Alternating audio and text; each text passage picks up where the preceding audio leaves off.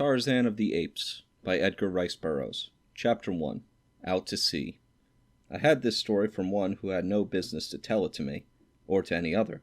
I may credit the seductive influence of an old vintage upon the narrator for the beginning of it, and my own skeptical incredulity during the days that followed for the balance of the strange tale. When my congenial host discovered that he had told me so much, and that I was prone to doubtfulness, his foolish pride assumed the task the old vintage had commenced, and so he unearthed written evidence in the form of musty manuscript, and dry official records of the British Colonial Office to support many of the salient features of his remarkable narrative.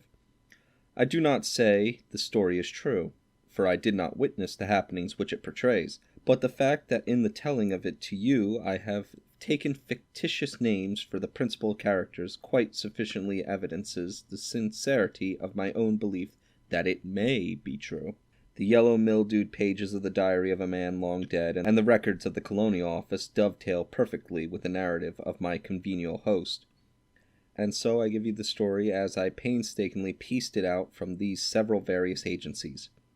If you do not find it credible, you will at least be as one with me in acknowledging that it is unique, remarkable, and interesting. From the records of the Colonial Office and from the dead man's diary, we learn that a certain young English nobleman, whom we shall call John Clayton, Lord Greystoke, was commissioned to make a peculiarly delicate investigation of conditions in a British West Coast African colony from whose simple native inhabitants another European power was known to be recruiting soldiers for its native army, which it used solely for the forcible collection of rubber and ivory from the savage tribes along the Congo and the Aruwimi. The natives of the British colony complained that many of their young men were enticed away through the medium of fair and glowing promises, but that few, if any, ever returned to their families. The Englishmen in Africa went even further, saying that these poor blacks were held in virtual slavery, since when their terms of enlistment expired, their ignorance was imposed upon by their white officers, and they were told that they had yet several years to serve. And so the Colonial Office appointed John Clayton to a new post in British West Africa, but his confidential instructions centered on a thorough investigation of the unfair treatment of black British subjects by the officers of a friendly European power. Why he was sent is, however, of little moment to this story, for he never made an investigation, nor, in fact, did he ever reach his destination. Clayton was the type of Englishman that one likes best to associate with the noblest monuments of historic achievement upon 1,000 victorious battlefields, a strong, virile man, mentally, morally, and physically. In stature he was above the average height, his eyes were gray, his features regular and strong, his carriage that of perfect, robust health, influenced by his years of army training. Political ambition had caused him to seek transference from the army to the Colonial Office, and so we find him, still young, entrusted with a delicate and important commission in the service of the Queen. When he received this appointment, he was both elated and appalled. The preferment seemed to him in the nature of a well-merited reward for painstaking and intelligent service, and as a stepping stone to posts of greater importance and responsibility. But on the other hand, he had been married to the Honourable Alice Rutherford for scarce 3 months, and it was the thought of taking this fair young girl into the dangers and isolation of tropical Africa that dismayed and appalled him. For her sake he would have refused the appointment, but she would not have it so. Instead, she insisted that he accept, and, indeed, take her with him. There were mothers and brothers and sisters, and aunts and cousins to express various opinions on the subject, but as to what they severely advised, history is silent. We know only that on a bright May morning in 1888, John, Lord Greystoke, and Lady Alice sailed from Dover on their way to Africa. A month later they arrived at Freetown, where they chartered a small sailing vessel, the Fuwalda, which was to bear them to their final destination. And here John, Lord Greystoke, and Lady Alice, his wife, vanished from the eyes and from the knowledge of men. 2 months after they weighed anchor and cleared from the port of Freetown, a half-dozen British war vessels were scouring the South Atlantic for trace of them or their little vessel, and it was almost immediately that the wreckage was found upon the shores of St. Helena, which convinced the world that the Fuwalda had gone down with all on board, and hence the search was stopped ere it had scarce begun, though hope lingered in longing hearts for many years. The Fuwalda, a barkentine, of about 100 tons, was a vessel of the type often seen in coastline trade in the far southern Atlantic, the crews composed of the offscourings of the sea, unhanged murderers and cutthroats of every race and every nation. The Fuwalda was no exception to the rule. Her officers were swarthy bullies, hating and hated by their crew. The captain, while a competent seaman, was a brute in his treatment of his men. He knew, or at least he used, but two arguments in his dealings with them: a belaying pin and a revolver. Nor is it likely that the motley aggregation he signed would have understood aught else. So it was that from the second day out from Freetown, John Clayton and his young wife witnessed scenes upon the deck of the Fuwalda such as they had believed were never enacted outside the covers of printed stories of the sea. It was on the morning of the second day that the first link was forged of what was destined to form a chain of circumstances ending in a life for one then unborn such as has probably never been paralleled in the history of man. Two sailors were washing down the decks of the Fuwalda. The first mate was on duty, and the captain had stopped to speak with John Clayton and Lady Alice. The men were working backwards towards the little party who were facing away from the sailors. Closer and closer they came, until one of them was directly behind the captain. In another moment he would have passed by, and this strange narrative had never been recorded. But just that instant the officer turned to leave Lord and Lady Greystoke, and, as he did so, tripped against the sailor and sprawled headlong upon the deck, overturning the water pail so that he was drenched in its dirty contents. For an instant the scene was ludicrous, but only for an instant. With a volley of awful oaths, his face suffused with the scarlet of mortification and rage, the captain regained his feet, and with a horrific blow felled the sailor to the deck. The man was small and rather old, so that the brutality of the act was thus accentuated. The other seaman, however, was neither old nor small, a huge bear of a man, with fierce black mustachios, and a great bull neck set between massive shoulders. As he saw his mate go down, he crouched, and with a low snarl sprang upon the captain, crushing him to his knees with a single mighty blow. From scarlet the officer's face went white, for this was mutiny, and mutiny he had met and subdued before in his brutal career. Without waiting to rise, he whipped a revolver from his pocket, firing point blank at the great mountain of muscle towering before him. But quick as he was, John Clayton was almost as quick, so that the bullet which was intended for the sailor's heart lodged in the sailor's leg instead, for Lord Greystoke had struck down the captain's arm as he had seen the weapon flash in the sun. Words passed between Clayton and the captain, the former making it plain that he was disgusted with the brutality displayed toward the crew, nor would he countenance anything further of the kind while he and Lady Greystoke remained passengers. The captain was on the point of making an angry reply, but thinking better of it, turned on his heel, and black and scowling, strode aft. He did not care to antagonize an English official, for the Queen's mighty arm wielded a punitive instrument which he could appreciate, and which he feared, England's far-reaching navy. The two sailors picked themselves up, the older man assisting his wounded comrade to rise. The big fellow, who was known among his mates as Black Michael, tried his leg gingerly, and finding that it bore his weight, turned to Clayton with a word of gruff thanks. Though the fellow's tone was surly, his words were evidently well met. Ere he had scarce finished his little speech, he had turned and was limping off toward the forecastle, with the very apparent intention of forestalling any further conversation. They did not see him again for several days, nor did the captain vouchsafe them more than the surliest of grunts when he was forced to speak to them.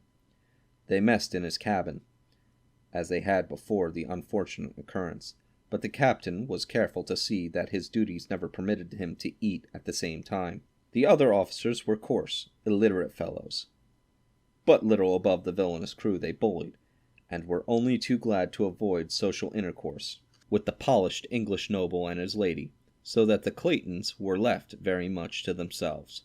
This in itself accorded perfectly with their desires, but it also rather isolated them from the life of the little ship, so that they were unable to keep in touch with the daily happenings which were to culminate so soon in bloody tragedy.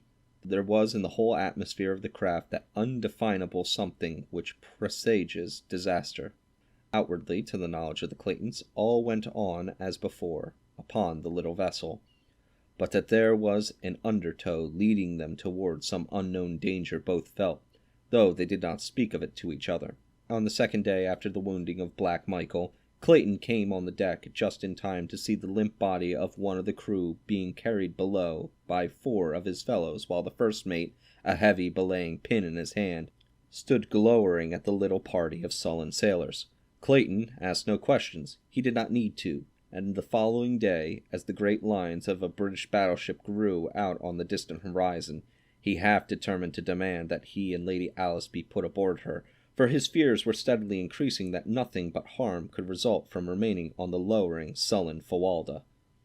Toward noon they were within speaking distance of the British vessel, but when Clayton had about decided to ask the captain to put them aboard her, the obvious ridiculousness of such a request became suddenly apparent. What reason could he give the officer commanding Her Majesty's ship for desiring to go back in the direction from which he had just come? Faith, what if he told them that 2 insubordinate seamen had been roughly handled by their officers? They would but laugh in their sleeves and attribute his reason for wishing to leave the ship to but one thing: cowardice. John Clayton, Lord Greystoke, did not ask to be transferred to the British man-of-war, and late in the afternoon he saw her upper works fade below the far horizon, but not before he learned that which confirmed his greatest fears, and caused him to curse the false pride which had restrained him from seeking safety for his young wife a few short hours before, when safety was within reach, a safety which was now gone forever. It was mid-afternoon that brought the little old sailor, who had been felled by the captain a few days before, to where Clayton and his wife stood by the ship's side watching the ever-diminishing outlines of the great battleship. The old fellow was polishing brasses, and as he came edging along until close to Clayton, he said in an undertow, "Ells to pay, sir, on this here craft, and mark my word for it, sir, ells to pay." "What do you mean, my good fellow?" asked Clayton. "Why, hasn't ye seen what's going on? Hasn't ye heard that devil's spawn of a captain and his mates knocking the bloomin' lights out of half the crew? 2 busted heads yesterday, and 3 today. Black Michael's as good as new again. He's not the bully to stand for it, not he, and mark my word for it, sir." "You mean, my man, that the crew contemplates mutiny?" asked Clayton. "Mutiny!" exclaimed the old fellow. "Mutiny! They means murder, sir, and mark my word for it, sir." "When?" "It's comin', sir, it's comin', but I'm not a-sayin' when, and I've said too damned much now. But ye was a good sort the other day, and I thought it no more right than to warn ye. But keep a still tongue in your head, and when you hear shootin', get below and stay there. That's all. Only keep a still tongue in your head, or they'll put a pill between your ribs, and mark my word for it, sir." And the old fellow went on with his polishing, which carried him away from where the Claytons were standing. "Deuced cheerful outlook, Alice," said Clayton. "You should warn the captain at once, John. Possibly the trouble may yet be averted," she said. "I suppose I should, but yet from purely selfish motives I am almost prompted to keep a still tongue in my head. Whatever they do now, they will spare us in recognition of my stand for this fellow Black Michael. But should they find that I had betrayed them, there would be no mercy shown us, Alice." "You have but one duty, John, and that lies in the interest of vested authority. If you do not warn the captain, you are as much a party to whatever follows as though you had helped the plot to carry it out with your own headed hands." "You do not understand, dear," replied Clayton. "It is of you I am thinking. There lies my first duty. The captain has brought this condition upon himself. So why, then, should I risk subjecting my wife to unthinkable horrors and probably futile attempt to save him from his own brutal folly? You have no conception, dear, of what would follow were this pack of cutthroats to gain control of the Fawalda. Duty is duty, my husband, and no amount of sophistries may change it. I would be a poor wife for an English lord were I to be responsible for his shirking a plain duty. I realize the danger which must follow, but I can face it with you. Face it much more bravely than I could face the dishonor of always knowing that you might have averted a tragedy had you not neglected your duty." "Have it as you will, then, Alice," he answered, smiling. "Maybe we are borrowing trouble. While I do not like the looks of things on board this ship, they may not be so bad after all, for it is possible that the ancient mariner was but voicing the desires of his wicked old heart rather than speaking of real facts. Mutiny on the high sea may have been common 100 years ago, but in this good year, 1888, it is the least likely of happenings. But there goes the captain to his cabin now. If I am going to warn him, I might as well get the beastly job over, for I have little stomach to talk with the brute at all." So saying, he strolled carelessly in the direction of the companionway through which the captain had passed, and a moment later was knocking at his door. "Come in," growled the deep tones of that surly officer, and when Clayton had entered and closed the door behind him, "Well?" "I have come to report the gist of a conversation I heard today, because I feel that, while there may be nothing of it, it is as well that you be forearmed. In short, the men contemplate mutiny and murder." "It's a lie," roared the captain, "and if you have been interfering again with the discipline of this ship, or meddling in affairs that don't concern you, you can take the consequences and be damned. I don't care whether you are an English lord or not. I'm captain of this ship here, and from now on you keep your meddling nose out of my business." As he reached this peroration, the captain had worked himself up to such a frenzy of rage that he was fairly purple of face, and shrieked the last words at the top of his voice, emphasizing his remarks by a loud thumping of the table with one huge fist, shaking the other in Clayton's face. Greystoke never turned a hair, but stood eyeing the excited man with level gaze. "Captain Billings," he drawled finally, "if you will pardon my candor, I might remark that you are something of an ass, don't you know?"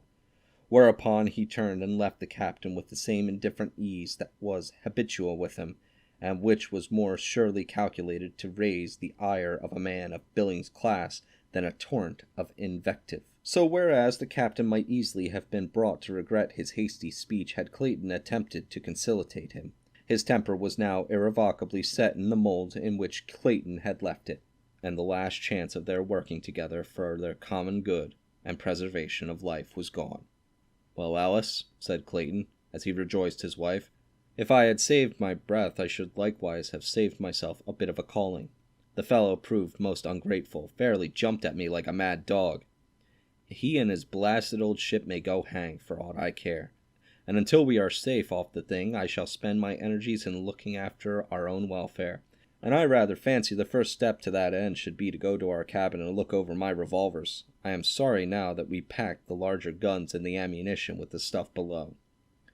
They found their quarters in a bad state of disorder. Clothing from their open boxes and bags strewed the little apartment, and even their beds had been torn to pieces. "Evidently someone was more anxious about our belongings than we," said Clayton. "By Jove, I wonder what the bounder was after. Let's have a look around, Alice, and see what's missing." A thorough search revealed the fact that nothing had been taken but Clayton's 2 revolvers and the small supply of ammunition he had saved out for them. "Those are the very things I most wished they had left us," said Clayton, "and the fact that they wished for them and them alone is the most sinister circumstance of all that have transpired to endanger us since we set foot on this miserable hulk." "What are we to do, John?" asked his wife.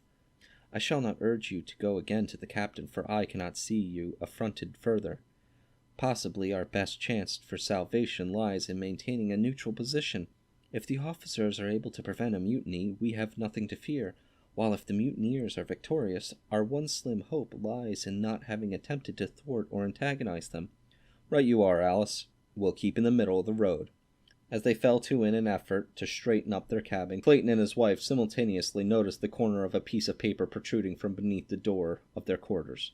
As Clayton stooped to reach for it, he was amazed to see it move further into the room, and then he realized that it was being pushed inward by someone from without. Quickly and silently he stepped toward the door, but as he reached for the knob to throw it open, his wife's hand fell upon his wrist. "No, John," she whispered, "they do not wish to be seen, and so we cannot afford to see them. Do not forget that we are keeping the middle of the road." Clayton smiled and dropped his hand to his side. Thus they stood watching the little bit of white paper until it finally remained at rest upon the floor just inside the door. Then Clayton stooped and picked it up. It was a bit of a grimy white paper roughly folded into a ragged square. Opening it, they found a crude message printed in uncouth letters, with many evidences of an unaccustomed task. Translated, it was a warning to the Claytons to refrain from reporting the loss of the revolvers, or from repeating what the old sailor had told them, to refrain on pain of death. "I rather imagine we'll be good," said Clayton with a rueful smile. "About all we can do is to sit tight and wait for whatever may come." Chapter 2. The Savage Home. Nor did they have to wait long, for the next morning, as Clayton was emerging on deck for his accustomed walk before breakfast, a shot rang out, and then another, and another.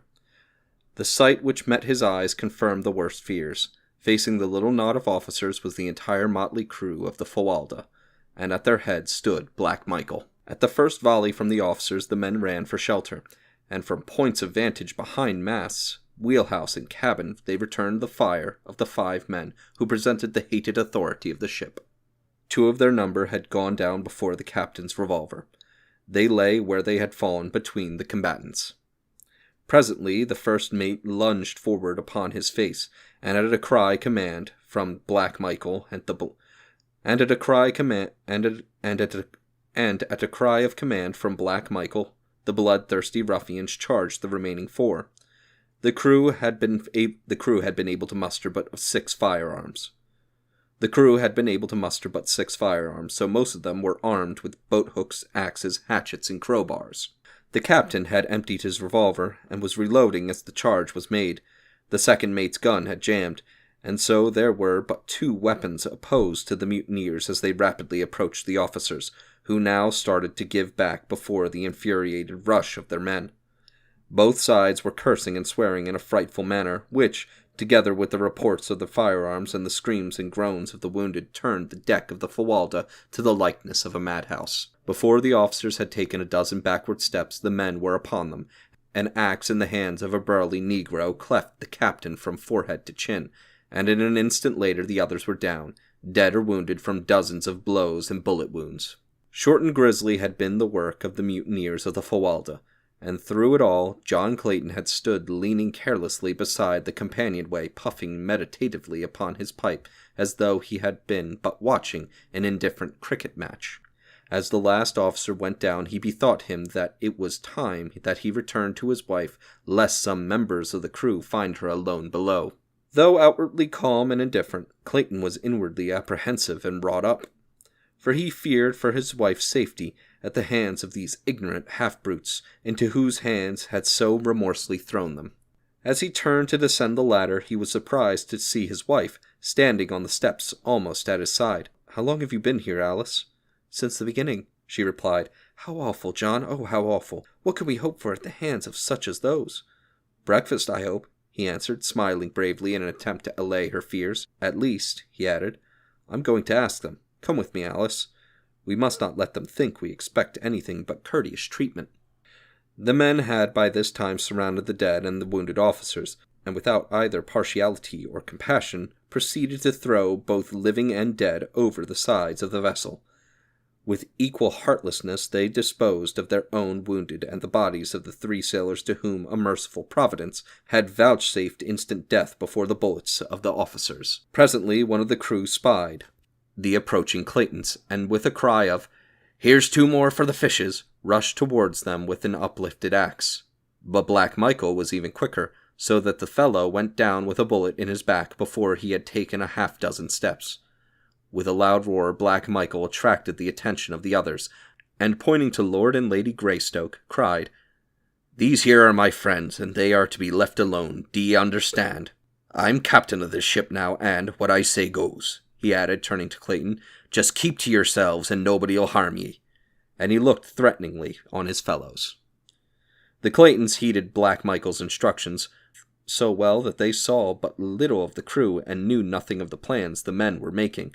Occasionally they heard faint echoes of brawls and quarreling among the mutineers, and on 2 occasions the vicious bark of firearms rang out on the still air.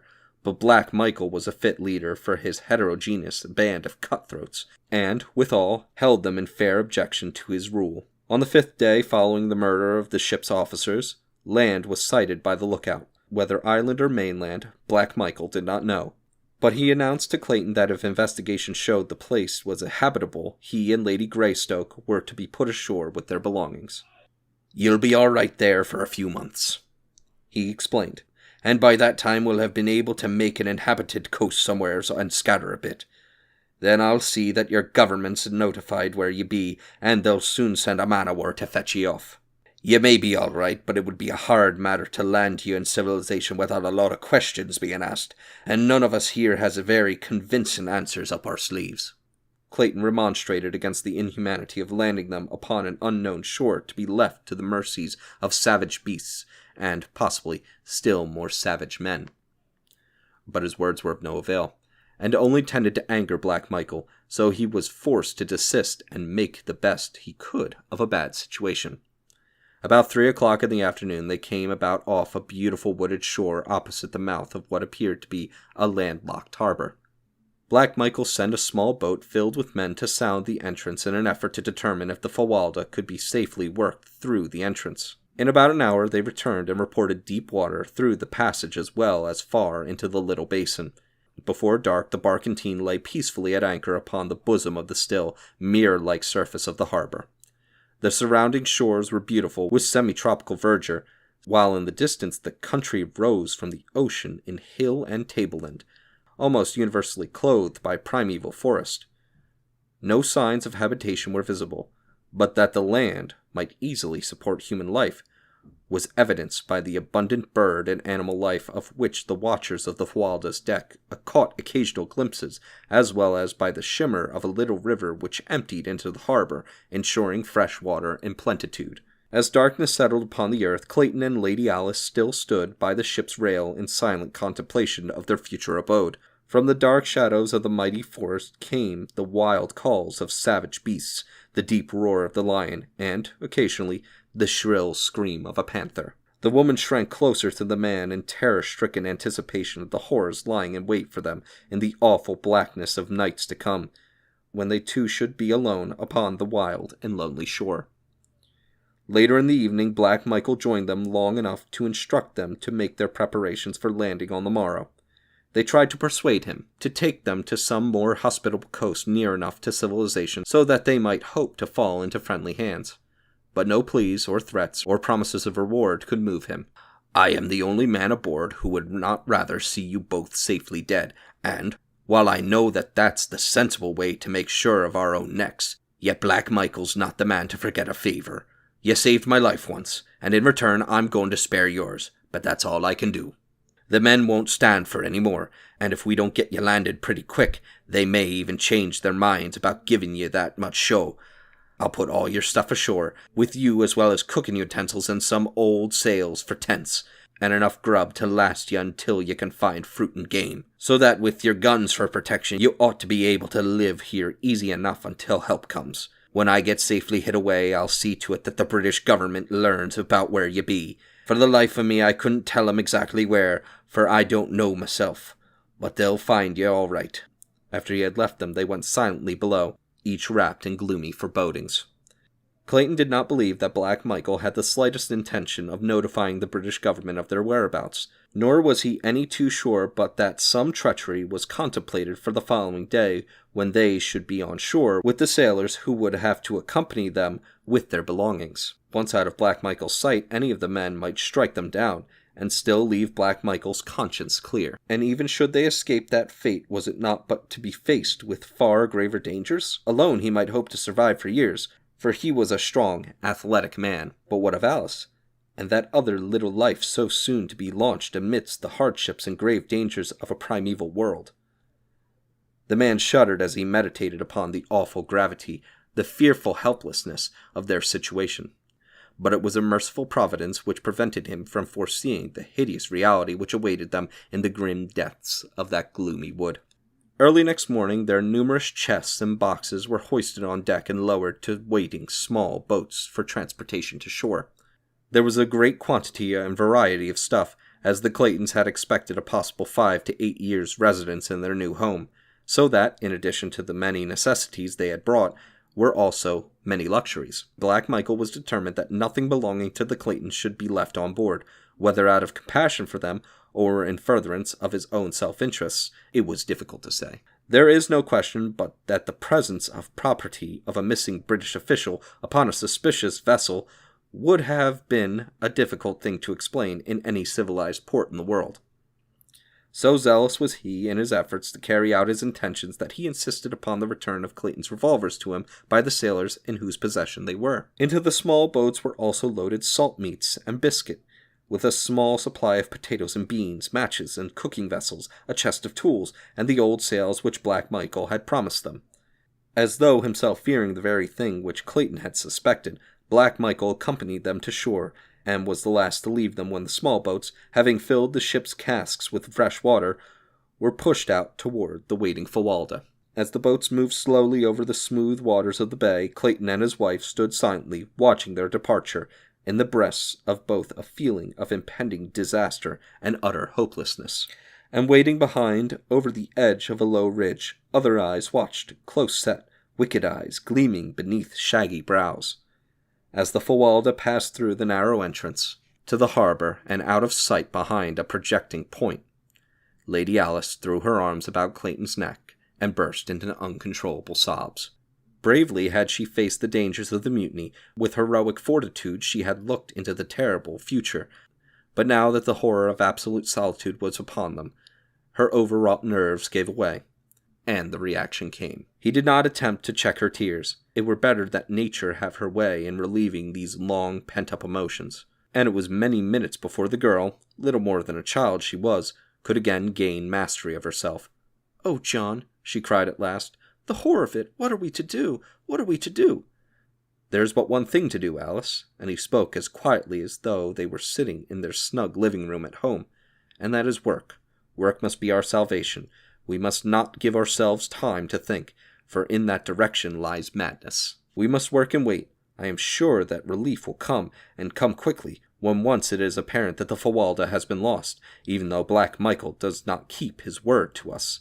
"But John, if it were only you and I," she sobbed, "we could endure it, I know, but—" "Yes, dear," he answered gently. "I have been thinking of that, also. But we must face it, as we must face whatever comes, bravely and with the utmost confidence in our ability to cope with circumstances, whatever they may be. Hundreds of thousands of years ago, our ancestors of the dim and distant past faced the same problems which we must face, possibly in these same primeval forests. That we are here today evidences their victory. What they did may we not do? And even better, for are we not armed with ages of superior knowledge, and have we not the means of protection, defense, and sustenance which science has given us, but of which they are totally ignorant? What they accomplished, Alice, with instruments and weapons of stone and bone, surely that may we accomplish also." "Ah, John, I wish that I might be a man with a man's philosophy, but I am but a woman, seeing with my heart rather than my head, and all that I can see is too horrible, too unthinkable to put into words. I only hope you are right, John. I will do my best to be a brave primeval woman, a fit mate for a primeval man." Clayton's first thought was to arrange a sleeping shelter for the night, something which might serve to protect them from prowling beasts of prey. He opened the box containing his rifles and ammunition, that they might both be armed against possible attack while at work, and then together they sought a location for their first night's sleeping place. 100 yards from the beach was a little level spot, fairly free of trees, and here they decided eventually to build a permanent house. But, for the time being, they both thought it best to construct a little platform in the trees out of reach of the larger of the savage beasts in whose realm they were. To this end, Clayton selected 4 trees, which formed a rectangle about 8 feet square, and cutting long branches from other trees, he constructed a framework around them, about 10 feet from the ground, fastening the ends of the branches securely to the trees by means of rope, a quantity of which Black Michael had furnished him from the hold of the Fawalda. Across his framework, Clayton placed other smaller branches quite close together. This platform he paved with the huge fronds of elephant's ear, which grew in profusion about them, and over the fronds he laid a great sail folded into several thicknesses. 7 feet higher he constructed a similar, though lighter platform to serve as a roof, and from the sides of this he suspended the balance of his sailcloth for walls. When he completed, he had a rather snug little nest, to which he carried their blankets and some of the lighter luggage. It was now late in the afternoon, and the balance of the daylight hours were devoted to the building of a rude ladder by means of which Lady Alice could mount to her new home. All during the day the forest about them had been filled with excited birds of brilliant plumage and dancing, chattering monkeys, who watched these new arrivals and their wonderful nest-building operations with every mark of keenest interest and fascination. Notwithstanding that both Clayton and his wife kept a sharp lookout, they saw nothing of larger animals, though on 2 occasions they had seen their little simian neighbors come screaming and chattering from the nearby ridge, casting affrighted glances back over their little shoulders, and evincing as plainly as though by speech that they were fleeing some terrible thing which lay concealed there. Just before dusk, Clayton finished his ladder, and, filling a great basin with water from the nearby stream, the two mounted to the comparative safety of their aerial chamber. As it was quite warm, Clayton had left the side curtains thrown back over the roof, and as they squatted, like Turks, upon their blankets, Lady Alice, straining her eyes into the darkening shadows of the wood, suddenly reached out and grasped Clayton's arm. "John," she whispered, "look, what is it, a man?" As Clayton turned his eyes in the direction she indicated, he saw, silhouetted dimly against the shadows beyond, a great figure standing upright upon the ridge. For a moment it stood, as though listening, and then turning slowly, and melted into the shadows of the jungle. "What is it, John?" "I do not know, Alice," he answered gravely. "It is too dark to see so far, and it may have been but a shadow cast by the rising moon." "No, John, if it was not a man, it was some huge and grotesque mockery of a man. Oh, I am afraid." He gathered her in his arms, whispering words of courage and love into her ears. For the greatest pain of their misfortunes, to Clayton, was the mental anguish of his young wife. Himself brave and fearless, yet was he able to appreciate the awful suffering which fear entails, a rare gift, though but one of many which had made the young Lord Greystoke respected and loved by all who knew him. Soon after he lowered the curtain walls, tying them securely to the trees so that, except for a little opening towards the beach, they were entirely enclosed. As it was now pitch dark, within their tiny eyrie they lay down upon their blankets to try to rest. Through sleep, a brief respite of forgetfulness. Clayton lay facing the opening at the front, a rifle and a brace of revolvers at his hand. Scarcely they had closed their eyes than the terrifying cry of a panther rang out from the jungle behind them. Closer and closer it came until they could hear the great beast directly beneath them. For an hour or more they heard it sniffing and clawing at the tree which supported their platform, but at last it roamed away across the beach, where Clayton could see it clearly in the brilliant moonlight, a great handsome beast, the largest he had ever seen.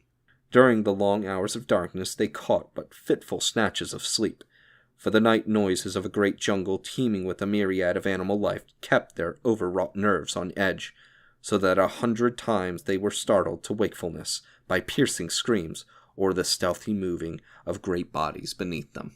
Chapter 3. Life and Death. Morning found them but little, if at all, refreshed, though it was with the feeling of intense relief that they saw the day dawn. As soon as they made their meager breakfast of salt pork, coffee, and biscuit, Clayton commenced work upon their house, for he realized that they could hope for no safety and no peace of mind at night until 4 strong walls effectually barred the jungle life from them. The task was an arduous one and required the better part of a month, though he built but one small room. He constructed his cabin of small logs about 6 inches in diameter, stopping the chinks with clay which he found at the depth of a few feet beneath the surface soil. At one end he built a fireplace of small stones from the beach. These also he set in clay, and when the house had been entirely completed he applied a coating of the clay to the entire outside surface to the thickness of 4 inches. In the window opening he set small branches about an inch in diameter, both vertically and horizontally, and so woven that they formed a substantial grating that could withstand the strength of a powerful animal. Thus they obtained air and proper ventilation without fear of lessening the safety of their cabin. The A-shaped roof was hatched with small branches laid close together and over these long jungle grass and palm fronds, with a final coating of clay. The door he built of pieces of the packing boxes which had held their belongings, nailing one piece upon another, the grain of contiguous layers running transversely, until he had a solid body some 3 inches thick, and of such great strength that they were both moved to laughter as they gazed upon it. Here the greatest difficulty confronted Clayton, for he had by no means whereby to hang his massive door now that he had built it. After 2 days' work, however, he succeeded in fashioning 2 massive hardwood hinges, and with these he hung the door so that it opened and closed easily. The stuccoing and other final touches were added after they moved into the house, which they had done as soon as the roof was on, piling their boxes before the door at night, and thus having a comparatively safe and comfortable habitation. The building of a bed, chairs, table, and shelves was a relatively easy matter, so that by the end of the second month they were well settled, and, but for the constant dread of attack by wild beasts and the ever-growing loneliness, they were not uncomfortable or unhappy. At night, great beasts snarled and roared about their tiny cabin, but, so accustomed may one become to oft-repeated noises, they soon paid little attention to them, sleeping soundly the whole night through. Thrice they had caught fleeting glimpses of a great man-like figure like that of the first night, but never at sufficiently close range to know positively whether the half-seen forms were those of man or brute. The brilliant birds and the little monkeys had become accustomed to their new acquaintances, and as they had evidently never seen human beings before, they presently, after their first fright had worn off, approached closer and closer, impelled by the strange curiosity which dominates the wild creatures of the forest and the jungle and the plain, so that within the first month several of the birds had gone so far as to accept morsels of food from the friendly hands of the Claytons. One afternoon, while Clayton was working upon an addition to their cabin, for he contemplated building several more rooms, a number of their grotesque little friends came shrieking and scolding through the trees from the direction of the ridge.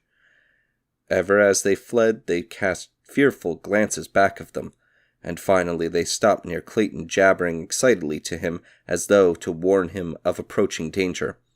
At last he saw it, the thing the little monkeys so feared, the man-brute of which the Claytons had caught occasional fleeting glimpses. It was approaching through the jungle in a semi-erect position, now and then placing the backs of its closed fists upon the ground, a great anthropoid ape, and, as it advanced, it emitted deep, guttural growls and an occasional low barking sound. Clayton was at some distance from the cabin, having come to fell a particularly perfect tree for his building operations.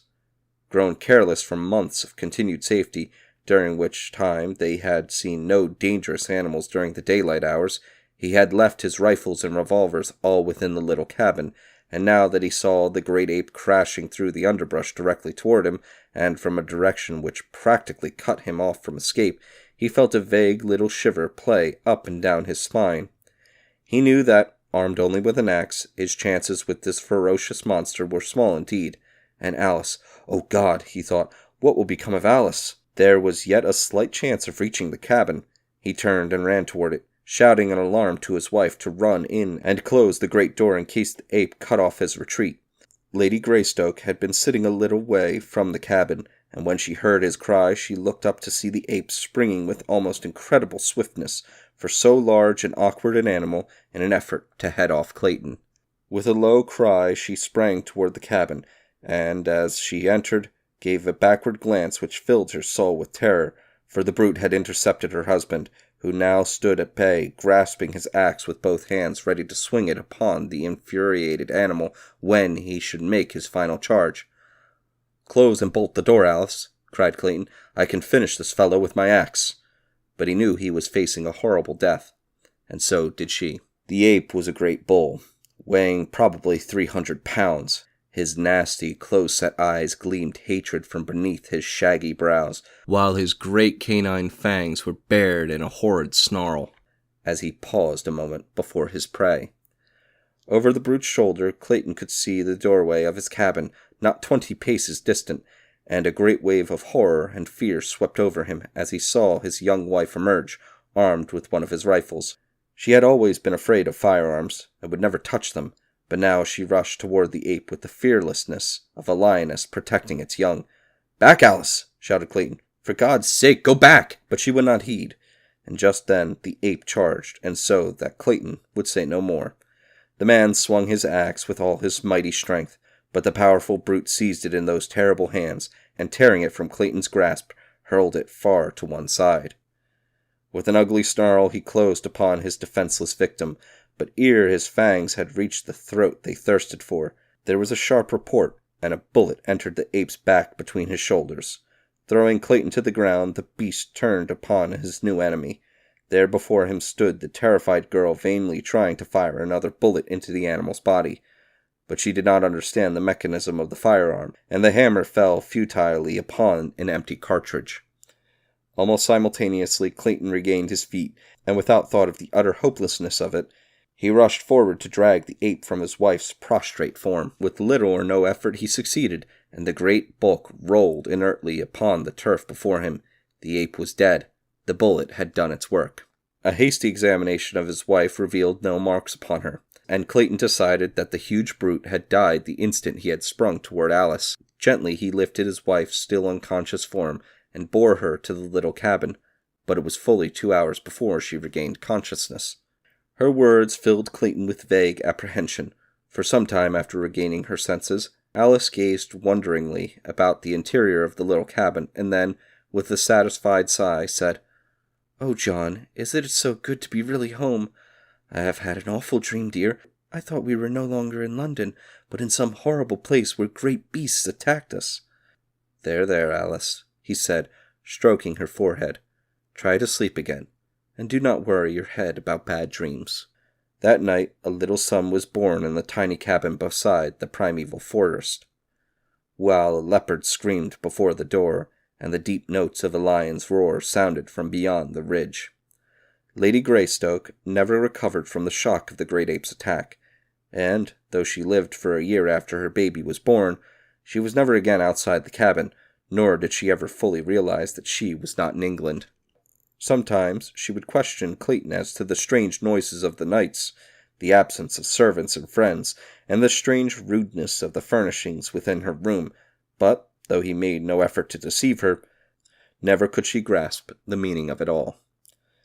In other ways, she was quite rational, and the joy and happiness she took in the possession of her little son and the constant attentions of her husband made that year a very happy one for her, the happiest of her young life.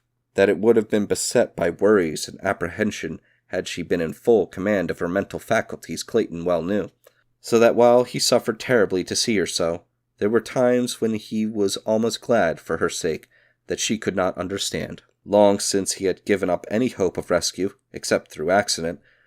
With unremitting zeal he had worked to beautify the interior of the cabin. Skins of lion and panther covered the floor. Cupboards and bookcases lined the walls. Odd vases made by his own hand from the clay of the region held beautiful tropical flowers. Curtains of grass and bamboo covered the windows, and, most arduous task of all, with his meager assortment of tools, he had fashioned lumber so neatly seal the walls and ceiling and lay a smooth floor within the cabin. That he had been able to turn his hands at all to such unaccustomed labor was a source of mild wonder to him, but he loved the work because it was for her, and the tiny life that had come to cheer them, though adding 100-fold to his responsibilities and to the terribleness of their situation. During the year that followed, Clayton was several times attacked by the great apes which now seemed to continually infest the vicinity of the cabin, but as he never again ventured outside without both rifle and revolvers, he had little fear of the huge beasts. He had strengthened the window protections and fitted a unique wooden lock to the cabin door, so that when he hunted for game and fruits, as it was constantly necessary for him to do to ensure sustenance, he had no fear that any animal could break into the little home. At first he shot much of the game from the cabin windows, but toward the end the animals learned to fear the strange lair from whence issued the terrifying thunder of the rifle.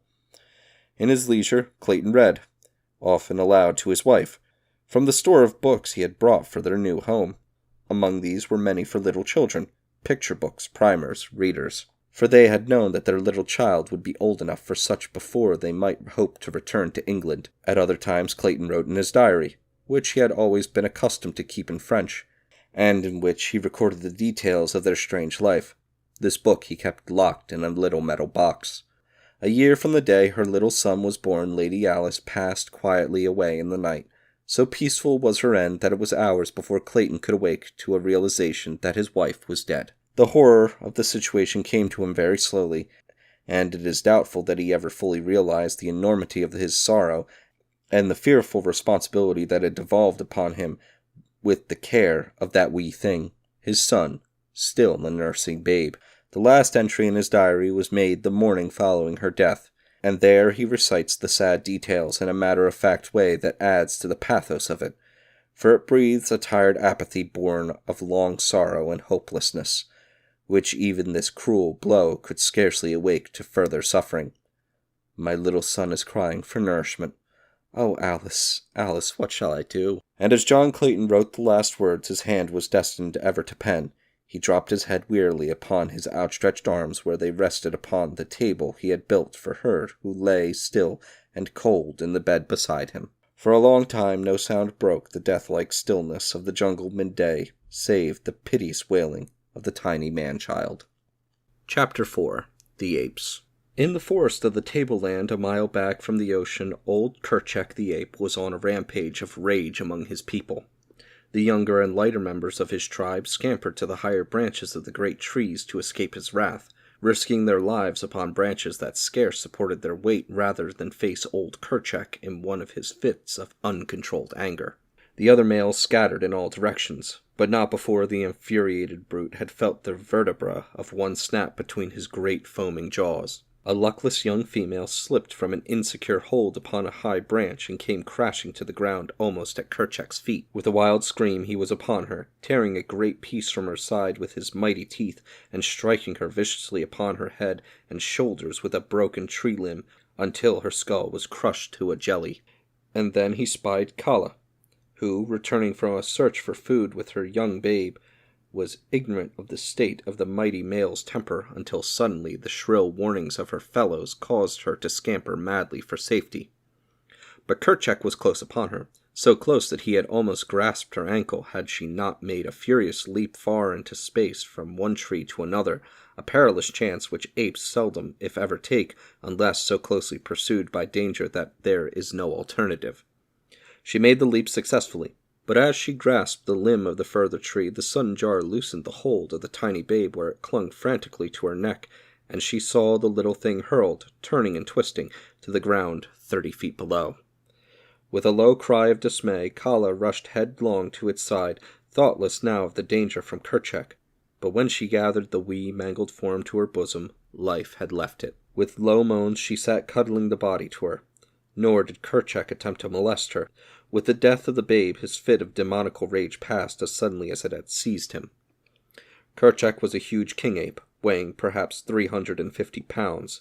His forehead was extremely low and receding, his eyes bloodshot, small and close to his coarse, flat nose, his ears large and thin, but smaller than most of his kind.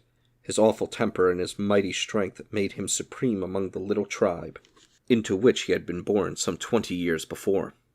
Now that he was in his prime, there was no simian in all the mighty forest through which he roved that dared contest his right to rule, nor did the other and larger animals molest him. Old Tantor, the elephant, alone of all the wild savage life, feared him not, and he alone did Kerchak fear. When Tantor trumpeted, the great ape scurried with his fellows high among the trees of the second terrace. The tribe of anthropoids, over which Kerchak ruled with an iron hand and bared fangs, numbered some 6 or 8 families, each family consisting of an adult male with his wives and their young, numbering in all some 60 or 70 apes. Kala was the youngest wife of a male called Tublat, meaning broken nose, and the child she had seen dashed to death was her first, for she was but 9 or 10 years old.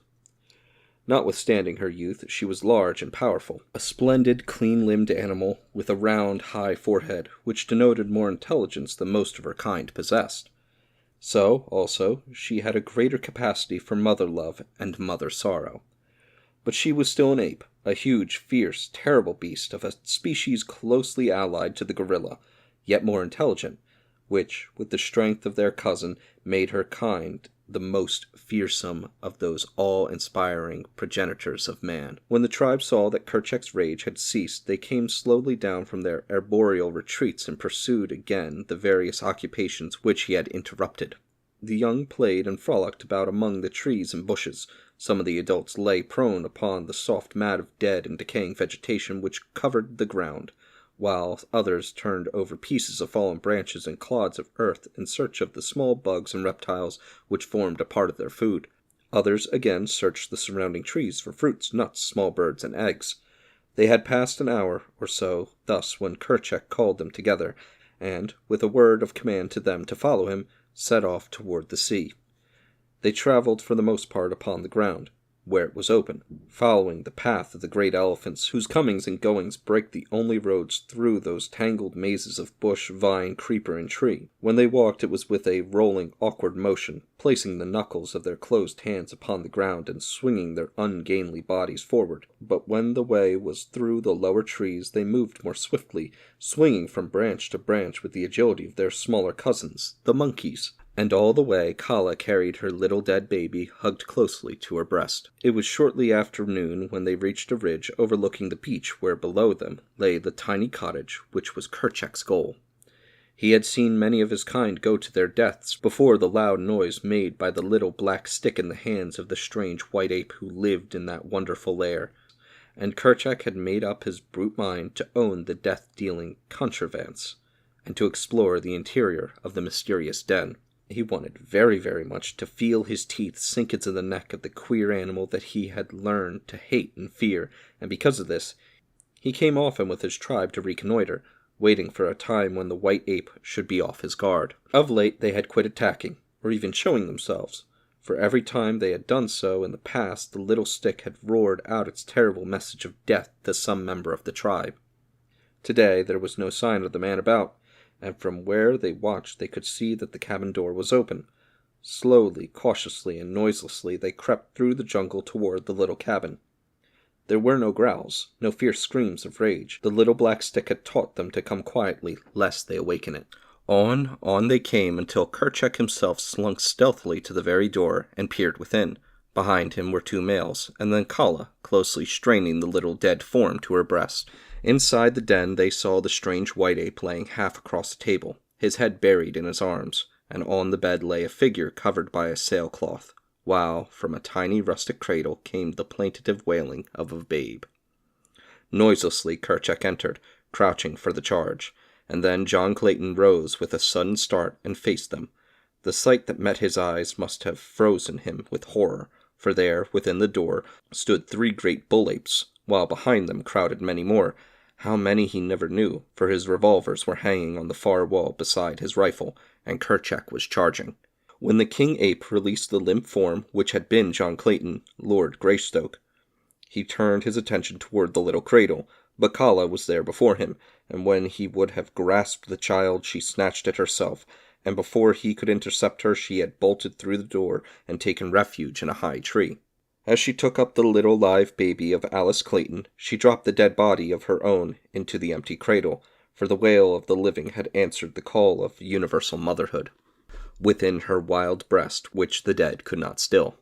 High up among the branches of a mighty tree she hugged the shrieking infant to her bosom, and soon the instinct that was as dominant in this fierce female as it had been in the breast of his tender and beautiful mother, the instinct of mother love, reached out to the tiny man-child's half-formed understanding, and he became quiet. Then hunger closed the gap between them, and the son of an English lord and an English lady nursed at the breast of Kala, the great ape. In the meantime, the beasts within the cabin were warily examining the contents of this strange lair. Once satisfied that Clayton was dead, Kerchak turned his attention to the thing which lay upon the bed, covered by a piece of sailcloth. Gingerly he lifted one corner of the shroud, but when he saw the body of the woman beneath, he tore the cloth roughly from her form and seized the still white throat in his huge, hairy hands. A moment he let his fingers sink deep into the cold flesh, and then, realizing that she was already dead, he turned from her to examine the contents of the room, nor did he again molest the body of either Lady Alice or Sir John. The rifle hanging upon the wall caught his first attention. It was for this strange, death-dealing thunderstick that he had yearned for months, but now that it was within his grasp he scarcely had the temerity to seize it. Cautiously he approached the thing, ready to flee precipitately should it speak in its deep roaring tones, and he had heard it speak before, the last words of those of his kind who, through ignorance or rashness, had attacked the wonderful white ape that had borne it. Deep in the beast's intelligence was something which assured him that the thunderstick was only dangerous when in the hands of one who could manipulate it, but yet it was several minutes ere he could bring himself to touch it. Instead he walked back and forth along the floor before it, turning his head so that never once did his eyes leave the object of his desire. Using his long arms as a man uses crutches, and rolling his huge carcass from side to side with each stride, the great king ape paced to and fro, uttering deep growls, occasionally punctuated with the ear-piercing scream, than which there is no more terrifying noise in all the jungle. Presently he halted before the rifle. Slowly he raised a huge hand until it almost touched the shining barrel, only to withdraw it once more and continue his hurried pacing. It was as though the great brute, by this show of fearlessness, and through the medium of his wild voice, was endeavoring to bolster up his courage to the point which would permit him to take the rifle in his hand. Again he stopped, and this time succeeded in forcing his reluctant hand to the cold steel, only to snatch it away almost immediately and resume his restless beat. Time after time this strange ceremony was repeated, but on each occasion with increased confidence, until, finally, the rifle was torn from its hook and lay in the grasp of the great brute. Finding that it harmed him not, Kerchak began to examine it closely. He felt of it from end to end, peered down the black depths of the muzzle, fingered the sights, the breech, the stock, and finally the trigger.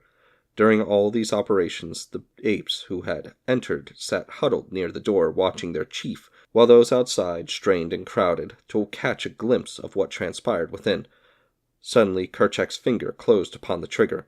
There was a deafening roar in the little room, and the apes at and beyond the door fell over one another in their wild anxiety to escape. Kerchak was equally frightened, so frightened in fact that he quite forgot to throw aside the author of that fearful noise, but bolted for the door with it tightly clutched in one hand.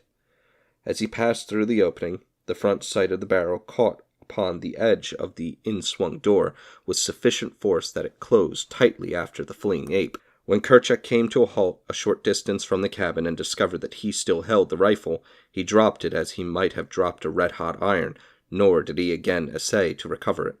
The noise was too much for his brute nerves, but he was now quite convinced that the terrible stick was quite harmless by itself if left alone. It was an hour before the apes could again bring themselves to approach the cabin to continue their investigations, and when they finally did so, they found to their chagrin that the door was closed and so securely fastened that they could not force it. The cleverly constructed latch which Clayton had made for the door had sprung as Kerchak passed out, nor could the apes find means of ingress through the heavily barred windows. After roaming about the vicinity for a short time, they started back for the deeper forests and the higher land from whence they had come. Kala had not once come to earth with her little adopted babe, but now Kerchak called to her to descend with the rest, and as there was no note of anger in his voice, she dropped lightly from branch to branch and joined the others on their homeward march. Those of the apes who attempted to examine Kala's strange baby were repulsed with bared fangs and low menacing growls, accompanied by words of warning from Kala. When they assured her that they meant the child no harm, she permitted them to come close, but she would not allow them to touch her charge. It was as though she knew that her baby was frail and delicate and feared lest the rough hands of her fellows might injure the little thing. Another thing she did, and which made traveling an erroneous trial for her, remembering the death of her own little one, she clung desperately to the new babe with one hand whenever they were upon the march. The other young rode upon their mothers' backs, their little arms tightly clasping the hairy necks before them, while their legs were locked beneath their mother's armpits. Not so with Kala. She held the small form of the little Lord Greystoke tightly to her breast, where the dainty hands clutched the long black hair which covered that portion of her body. She had seen one child fall from her back to a terrible death, and she would take no further chances with this. Chapter 5. The White Ape. Tenderly Kala nursed her little waif, wondering silently why it did not gain strength and agility as did the little apes of other mothers. It was nearly a year from the time the little fellow came into her possession before he would walk alone, and as for climbing, but how stupid he was. Kala sometimes talked with the older females about her young hopeful, but none of them could understand how a child could be so slow and backward in learning to care for itself. Why, it could not even find food alone, and more than 12 moons had passed since Kala had come upon it. Had they known that the child had seen 13 moves before it had come into Kala's possession, they would have considered its case as absolutely hopeless, for the little apes of their own tribe were as far advanced in 2 or 3 moons as was this little stranger after 25. Tublat, Kala's husband, was sorely vexed. and but for the female's careful watching would have put the child out of the way. "He will never be a great ape," he argued. "Always will you have to carry and protect him. What good will he be to the tribe? None. Only a burden. Let us leave him quietly sleeping among the tall grasses, that you may bear other and stronger apes to guard us in our old age." "Never, Broken Nose," replied Kala. "If I must carry him forever, so be it." And then Tubal went to Kerchak to urge him to use his authority with Kala and force her to give up little Tarzan, which was the name they had given to the tiny Lord Greystoke, and which meant white skin. But when Kerchak spoke to her about it, Kala threatened to run away from the tribe if they did not leave her in peace with the child, and as this is one of the inalienable rights of the jungle folk, if they be dissatisfied among their own people, they bothered for her no more, for Kala was a fine, clean-limbed young female, and they did not wish to lose her. As Tarzan grew, he made more rapid strides, so that by the time he was 10 years old, he was an excellent climber, and on the ground could do many wonderful things, which were beyond the powers of his little brothers and sisters. In many ways did he differ from them, and they often marveled at his superior cunning, but in strength and size he was deficient. For at 10 the great anthropoids were fully grown, some of them towering over 6 feet in height, while little Tarzan was still but a half-grown boy. Yet such a boy! From early infancy he had used his hands to swing from branch to branch after the manner of his giant mother, and as he grew older he spent hour upon hour daily speeding through the tree-tops with his brothers and sisters. He could spring 20 feet across space at the dizzy heights of the forest top, and grasp with unerring precision, and without apparent jar, a limb waving wildly in the path of an approaching tornado. He could drop 20 feet at a stretch from limb to limb in rapid descent to the ground, or he could gain the utmost pinnacle of the loftiest tropical giant with the ease and swiftness of a squirrel. Though but 10 years old, he was fully as strong as the average man of 30, and far more agile than the most practiced athlete ever becomes. And day by day his strength was increasing. His life among these fierce apes had been happy, for his recollection held no other life, nor did he know that there existed within the universe aught else than his little forest and the wild jungle animals with which he was familiar. He was nearly 10 before he commenced to realize that a great difference existed between himself and his fellows. His little body, burned brown by exposure, suddenly caused him feelings of intense shame, for he realized that it was entirely hairless, like some low snake or other reptile. He attempted to obviate this by plastering himself from head to foot with mud, but this dried and fell off. Besides, it felt so uncomfortable that he quickly decided that he preferred the shame to the discomfort. In the higher land which his tribe frequented was a little lake, and it was here that Tarzan first saw his face in the clear, still waters of its bosom. It was on a sultry day of the dry season that he and one of his cousins had gone down to the bank to drink. As they leaned over, both little faces were mirrored on the placid pool, the fierce and terrible features of the ape beside those of the aristocratic scion of an old English house. Tarzan was appalled. It had been bad enough to be hairless, but to own such a countenance. He wondered that the other apes could look at him at all. That tiny slit of a mouth, and those puny white teeth! How they looked beside the mighty lips and powerful fangs of his most fortunate brothers! And the little pinched nose of his, so thin it was that it looked half-starved. He turned red as he compared it with the beautiful broad nostrils of his companion. Such a generous nose! Why, it spread half across his face! It certainly must be fine to be so handsome, thought poor little Tarzan. But when he saw his own eyes, that was the final blow. A brown spot, a grey circle, and then blank whiteness. Frightful! Not even the snakes had such hideous eyes as he. So intent was he upon this personal appraisement of his features that he did not hear the parting of the tall grass behind him as a great body pushed itself stealthily through the jungle. Nor did his companion, the ape, hear either, for he was drinking, and the noise of his sucking lips and gurgles of satisfaction drowned the quiet approach of the intruder. Not 30 paces behind the two she approached. Sabor, the huge lioness, lashing her tail. Cautiously she moved a great padded paw forward, noiselessly placing it before she lifted the next. Then she advanced, her belly low, almost touching the surface of the ground, a great cat preparing to spring upon its prey. Now she was within 10 feet of 2 unsuspecting little playfellows. Carefully she drew her hind feet well up beneath her body, the great muscles rolling under the beautiful skin. So low she was crouching now that she seemed flattened to the earth, except for the upward bend of the glossy back as it gathered for the spring. No longer the tail lashed, quiet, and straight behind her it lay. An instant she paused thus as though turned to stone, and then, with an awful scream, she sprang. Sabor, the lioness, was a wise hunter. To one less wise, the wild alarm of her fierce cry as she sprang would have seemed a foolish thing, for could she not more surely have fallen upon her victims had she not but quietly leaped without the loud shriek? But Sabor knew well the wondrous quickness of the jungle folk and their almost unbelievable powers of hearing. To them, the sudden scraping of one blade of grass across another was as effectual a warning as her loudest cry, and Sabor knew that she could not make the mighty leap without a little noise.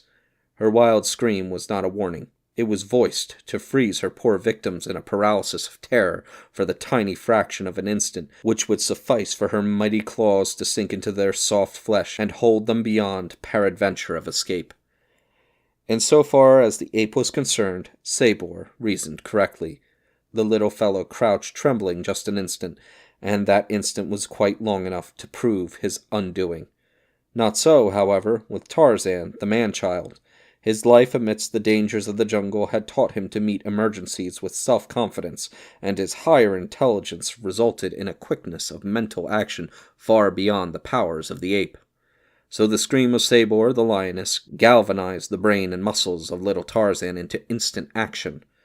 Before him lay the deep waters of the little lake, behind him certain death, a cruel death beneath tearing claws and rending fangs.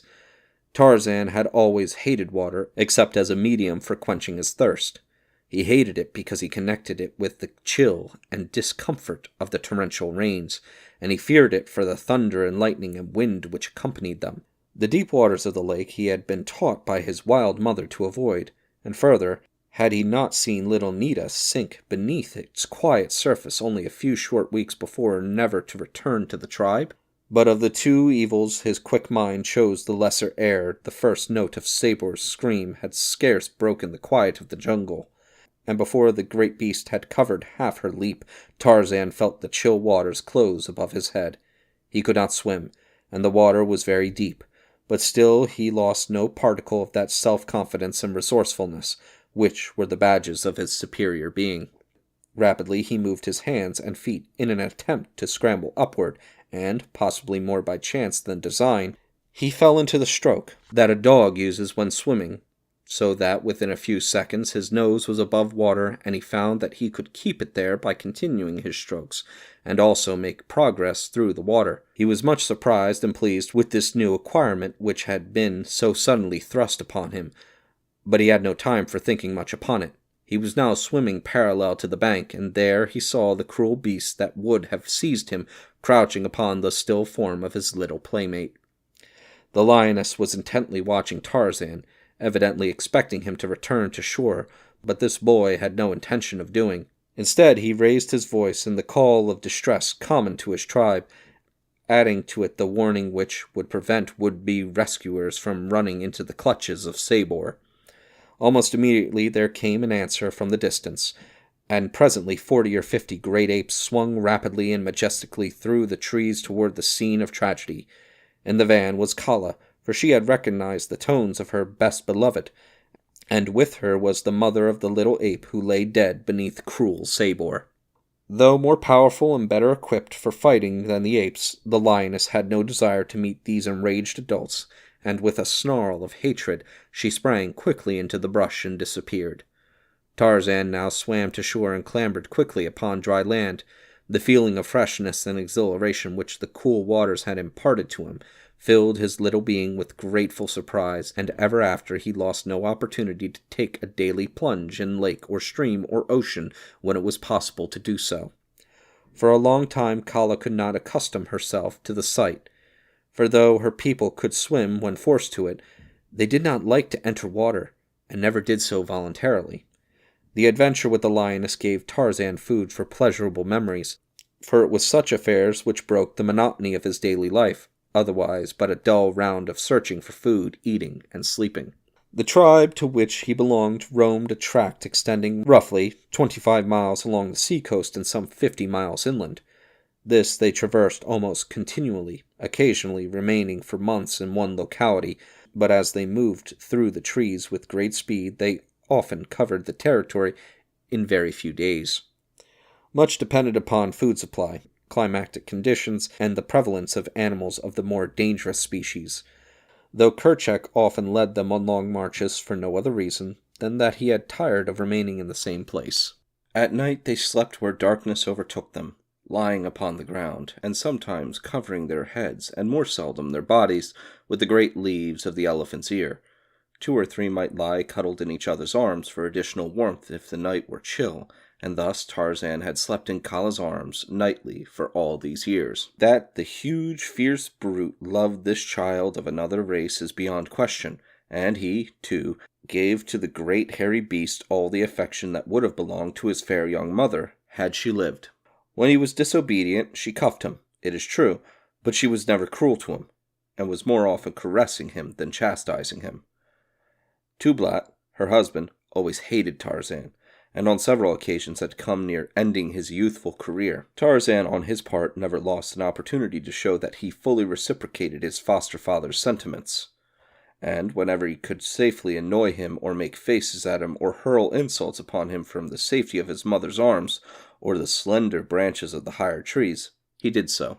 His superior intelligence and cunning permitted him to invent 1,000 diabolical tricks to add to the burdens of Tublat's life. In his early boyhood he had learned to form ropes by twisting and tying long grasses together, and with these he was forever tripping Tublat or attempting to hang him from some overhanging branch. By constant playing and experimenting with these he learned to tie rude knots and make sliding nooses, and with these he and the younger apes amused themselves. What Tarzan did they tried to do also, but he alone originated and became proficient. One day, while playing thus, Tarzan had thrown his rope at one of his fleeing companions, retaining the other end in his grasp. By accident, the noose fell squarely about the running ape's neck, bringing him to a sudden and surprising halt. Ah, here was a new game, a fine game, thought Tarzan, and immediately he attempted to repeat the trick. And thus, by painstaking and continued practice, he learned the art of roping. Now indeed was the life of Tublat a living nightmare. In sleep upon the march, night or day, he never knew when that quiet noose would slip about his neck and nearly choke the life out of him. Kala punished, Tublat swore dire vengeance, and old Kerchak took notice and warned and threatened, but all to no avail. Tarzan defied them all, and the thin, strong noose continued to settle about Tublat's neck whenever he least expected it. The other apes derived unlimited amusement from Tublat's discomfort, for Broken Nose was a disagreeable old fellow, whom no one liked anyway. In Tarzan's clever little mind many thoughts revolved, and back of these was his divine power of reason. If he could catch his fellow apes with his long arm of many grasses, why not Sabor, the lioness? It was the germ of a thought, which, however, was destined to mull around in his conscious and subconscious mind, until it resulted in magnificent achievement, but that came in later years.